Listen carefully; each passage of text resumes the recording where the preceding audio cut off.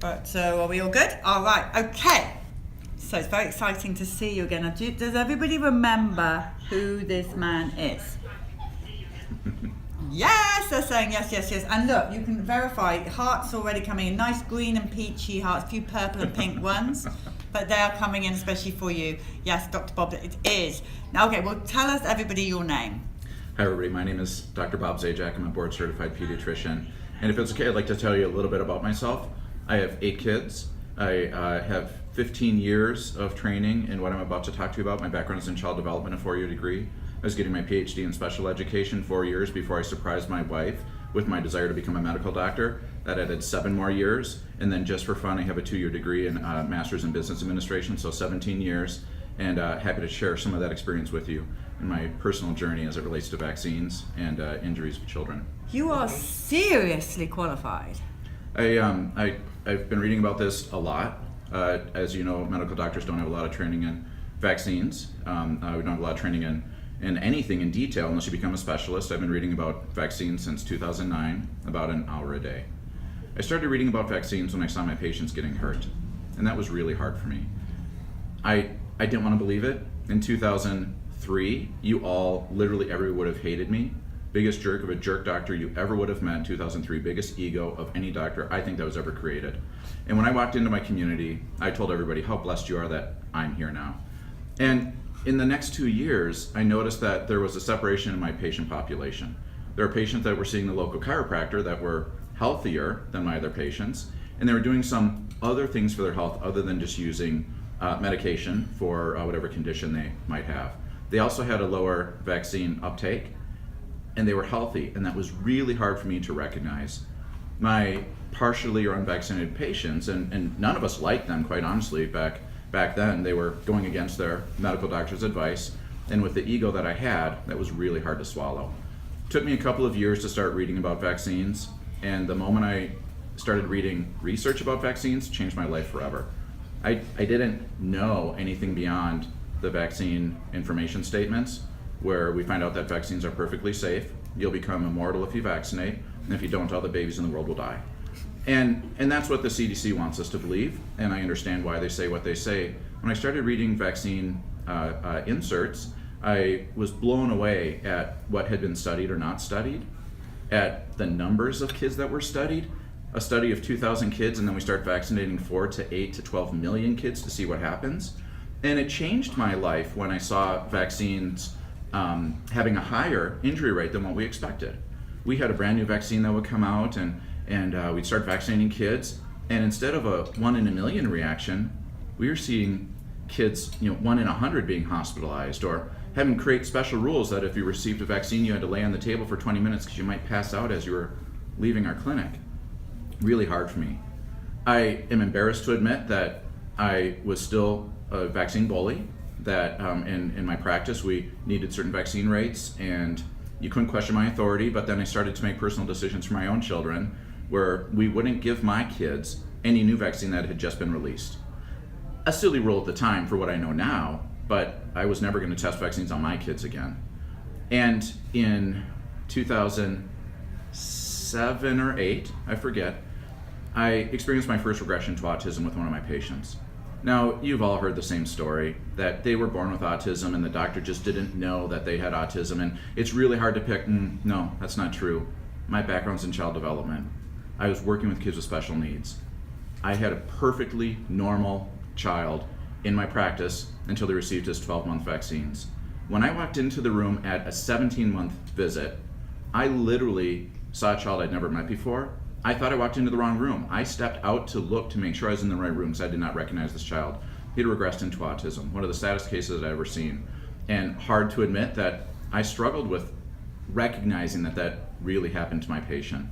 I still know the child today. I'm working with him. He's doing well, but it opened up my eyes. That's when I started reading about vaccines. A few years later, we had a patient die after his shots. They called it a SIDS death at 2 p.m, a few hours after his vaccines. I remember the discussion, and I don't want to violate any confidentiality, so I'm going to be very careful with the words that I use. Sure. The coroner asked the ER doctor, do you think this was related to the vaccines that the child had earlier today? And the doctor said, well, no, it wouldn't have been the vaccines. implying, of course, that vaccines are perfectly safe. So it was marked as a SIDS death, and everybody moved on. That family has peace. It was SIDS. It was unavoidable. It was just a random bad event. But that's when I started reading about vaccines. And it led to a transition in who I am today. I also want to humble myself before you. I read about an hour a day about vaccines, and I work with moms in my practice that read 10 hours a day. They know more than I do, and that's amazing. And to all the medical doctors who are watching this, I'm sure they know more than you do. There are a handful of doctors in our country that know as much as these moms do, because once your child was injured by vaccines, you'll never stop researching it. I have all the stories in the world to share about patients in my practice, children who've been injured by vaccines and stop vaccinating and working to recover. Many, many, many healthy kids who have never had a vaccine, and some kids who are partially vaccinated. And doing this for 15 years now, I'll share with you that the vaccinated kids are the sickest, the partially vaccinated kids are not as sick, and the unvaccinated kids are the healthiest. Now, of course, bad things happen to kids. There are kids who are unvaccinated that still die. There are kids who are unvaccinated still get leukemia and asthma and allergies and eczema, regress to autism, have developmental delays, everything in between. But the disease rates and the illness rates are highest in the vaccinated children. I am a faith-based person. I want to share that with you, that I'm really stressed about end times for me when I have to answer to what I'm doing with kids. Did I do my job by vaccinating or supporting unvaccinated kids? I'm gonna have to answer to that, because for what I've read, it's very hard to have peace with vaccinating children on the regular schedule. But let me share with you how I have peace, if that's okay with you. Please do. When children are vaccinated in our practice, they need a doctor who will recognize vaccine injury. And they're gonna be vaccinated anyway, so I will watch them and I will watch for the injury, and then we'll have that discussion. And if children are unvaccinated, they need a doctor who's been reading about vaccine-influenced diseases. I don't say preventable, I say influenced. They need a doctor who knows what this looks like and knows how to treat the illness itself. And everywhere in between, in my heart, families need informed consent. I'm part of a group called Physicians for Informed Consent. We believe that it's very important that families understand that for any medical procedure, there's a risk or there's a benefit. And with that risk or the benefit, we need to have a discussion. And you do not have informed consent when you read the vaccine information statement, and you certainly don't have informed consent once you get the vaccines and your nurse gives you the statement after the fact. You have informed consent when you have an open, honest discussion with somebody who's actually trained to have the discussion with you. Then the family gets to make the decision. And after we chat, or after they chat with any one of our partners across the country, they choose to vaccinate, we're gonna love them, we're gonna pray for them, we're gonna hope that it goes okay. They choose not to vaccinate, we're going to love them, we're going to pray for them, we're going to hope that that goes okay, but at the end of the day, they had true informed consent. I would love nothing more to have safe vaccines. I think that would be amazing if we had safe vaccines, or even if we had accountability for vaccine injuries. There are three things that I need before I'm going to jump on the pro-vaccine bandwagon. Number one, we need to have accountability to the vaccine injury for the vaccine industry for vaccine injuries, right? You need to be able to sue somebody if they hurt your kid. As the only industry in our country where you have no option for litigation if somebody's hurt, because correlation doesn't mean causation. You gotta be kidding me, right? Like a kid falls over and they get a bloody nose. Yeah, they fell, they hit their nose, and their nose is bleeding. That was not correlation. We saw what happened, they got hurt. Vaccine injuries happen, whether it's immediately or years afterwards. We need to be able to hold people accountable. That's gonna drive safety. Now that's not my medical training or my pediatrics training, that's my master's in business training. You have to hold markets accountable for injury. That's how you have safety. That's why we have safe products in our country as best we can, because you actually get to hold them accountable and sue them when they're not protecting our children. The second thing is we need to study vaccinated versus unvaccinated kids. We have plenty of people who would volunteer for that study that are vaccinated, plenty of people who are unvaccinated. We need to study that. We need to have placebo-controlled studies so we can see what happens if I inject you with nothing compared to vaccines, and have that up front, not after the fact, where we're trying to figure out what happened to our children. Once we have those things, including long-term outcome studies, right, because some of the stuff happens years, not moments afterwards. Once we have those, I promise you I'll be in the forefront of vaccinating children in our country. Once we have full informed consent for the providers as well. Until that point, we have to have a discussion. If that makes me a bad doctor, call me a bad doctor. We need to save and support our children and our parents' rights to decide what they're going to inject. I'm sorry, did you have any questions? Oh, I'm just mesmerized that you're getting so much love. Okay. Just to remind people, they recognize, some of them, it's like I recognize him. And now tell them why they recognize you. What happened? A year ago, I showed up to our Minnesota Capitol to support my friends and professionals and parents who are there to testify about the risks of vaccines and to support parent choice for vaccines. I do not support mandated vaccines. Parents have to have a choice. And as I was sitting in the back there supporting and praying for my friends and families, I felt compelled to get up and give my own testimony. And boy, did I just go nonstop for 30, 40 minutes, just speaking the truth and love to everybody who would listen to me. And some people love that about me, some people hated that about me, but I feel like what I said was defensible. I feel like it's evidence-based, and I'm proud of what I said, and I'm proud of what I'm saying today, even though 95% of you is going to love this and 5% are going to hate it. Just leave my wife and kids out of it. Oh, absolutely. I can't see any haters. So one of the famous lines that you came out with was the amount of money that you do not make because you don't choose money over life. Correct. And it was quoted around that it was 700,000. Correct. Where did that figure come from? Is that for your whole practice, or was that just for you as a pediatrician? At the time, that was for me as a pediatrician with my patient volumes. When we calculated the profit margin, you know that there's a profit for vaccines, correct? There's a profit margin for each vaccine. And so as a business owner, again, business degree, pediatricians don't have business degrees, I calculated the profit of each vaccine that I give and the profit of each vaccine that families chose not to receive on that day. $700,000 is my lost profit because I don't make everybody vaccinate in our clinic. That number has gone up with the number of providers that we have. That number has dramatically increased because we cannot get a favorable contract with our insurance companies because we don't have a high enough vaccine rate.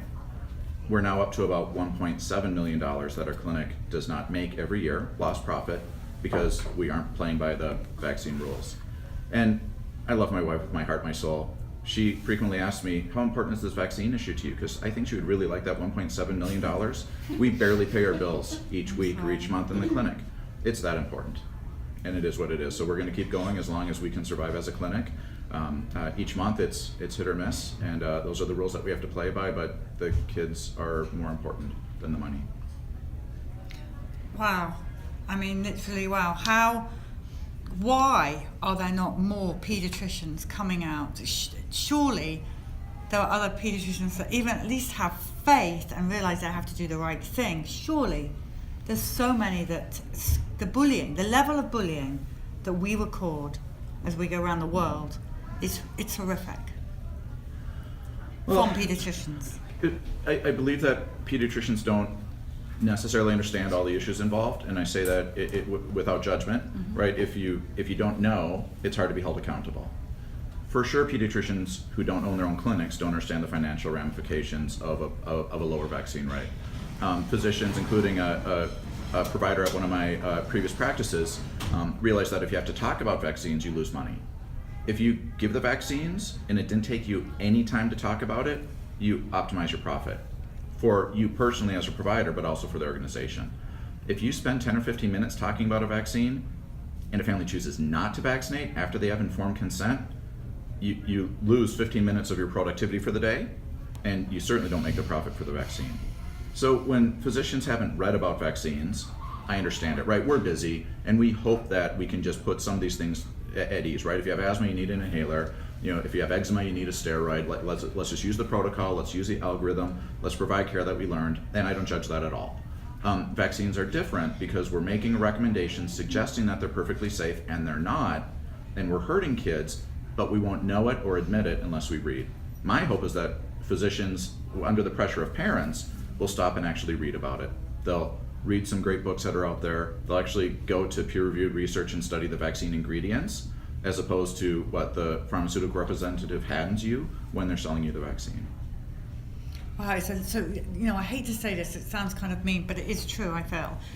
That pediatricians, and please, it's just from what I've heard going around, they are pharma sales reps. Because you're prescribing inhalers, antibiotics, drugs.